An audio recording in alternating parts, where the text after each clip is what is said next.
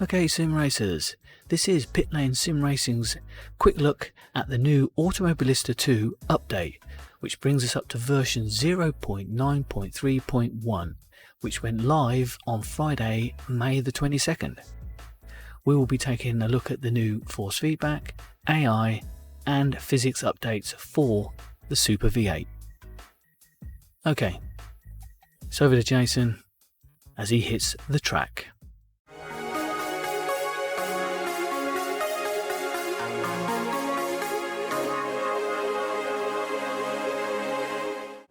Hello Sim Racers, this is Jason for Pitlanes Sim Racing, and once again we are in Automobilista 2, in VR of course. Whoa, let's just get through this chicane, and I can already hear you shouting from the back row there, not another AMS2 video.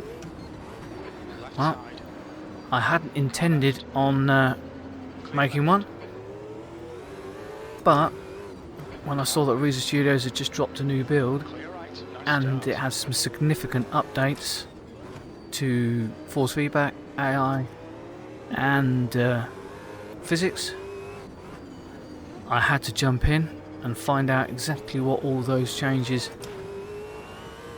made when in game. So let's quickly start running down what's going on. We're only doing 5 laps here around Adelaide. That's about all I can manage before I end up binning these cars. So we'll start with the force feedback, and that I've seen another step forward. The old profile is now gone and the new profile has now become the default. You may want to go in and tweak some of your settings. I know I had to tweak down the gain a little bit on my active force direct drive wheel.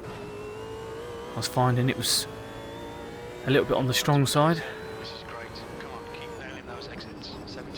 And I tell you, it's now become a lot, it feels a lot more detailed. But the biggest thing you notice is it's become far more responsive. It's a cleaner feeling, if you understand what I mean by that. It's just, I don't know, you're getting all the information through that you did before, but it just feels, I don't know, maybe they've sort of tweaked or dialed down some of the sort of canned effects, and you're getting more of the raw game data force feedback. I don't know. It just feels more clean, precise, but definitely a lot more responsive.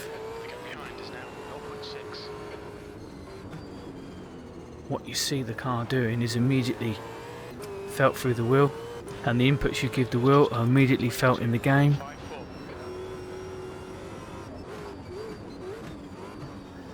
So yeah,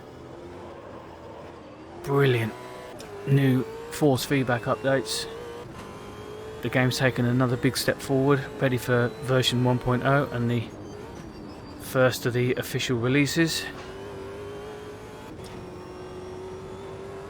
Moving on to the AI quick, and they've been given another look at. First of all, you will notice on the first lap they've got rid of that funny twitchy odd behaviour where they were, you know, continually sort of making really silly and odd looking steering inputs, and they were constantly dabbing the brakes and pitching the car. They're not necessarily any quicker. Reiza have mentioned that, you know, the aggression sliders and the strength sliders aren't fully implemented yet. So that's another thing that's coming in version 1. But they definitely behave in a more realistic, almost human-like fashion, especially on those first laps. They're more aware of each other. Too deep.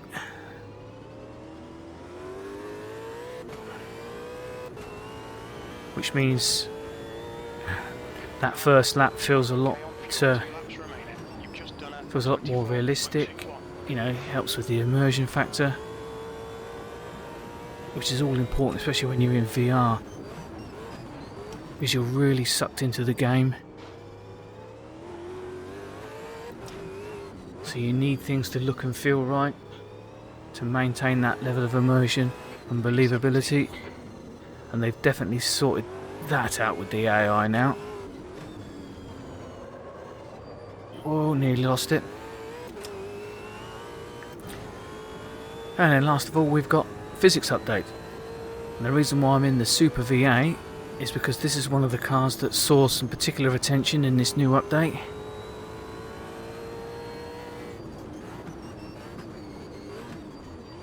Now, you can still tell that this is a big, heavy saloon car.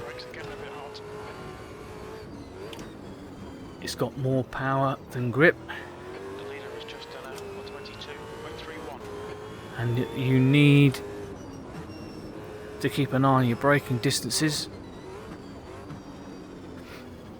All the things that you'd expect from a big V8 touring car. But it just feels less peaky, more manageable, more controllable. You've got, I don't know, you've got more confidence when you're on the limit, when you're on the edge. I think that's a combination of the force feedback settings as well. But they've managed to maintain that feeling of weight, that feeling of excess power, but it's now combined in a much more natural way.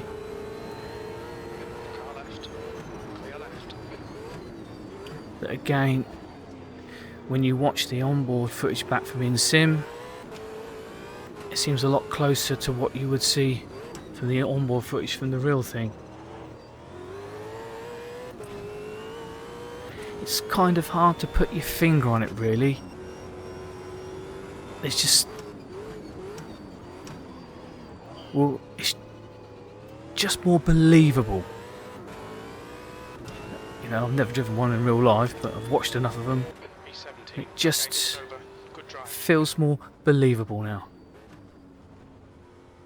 So overall, you combine all those three things together, AI, force feedback and physics updates, especially with this particular Super V8 car.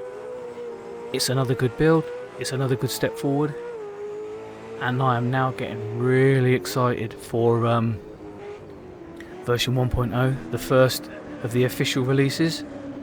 And I think Reiza Studios have shown that they've got the skill and ability to make this a really special sim racing title. And I can't wait to see what the future brings. Right, that was my quick look at the new AMS2 build.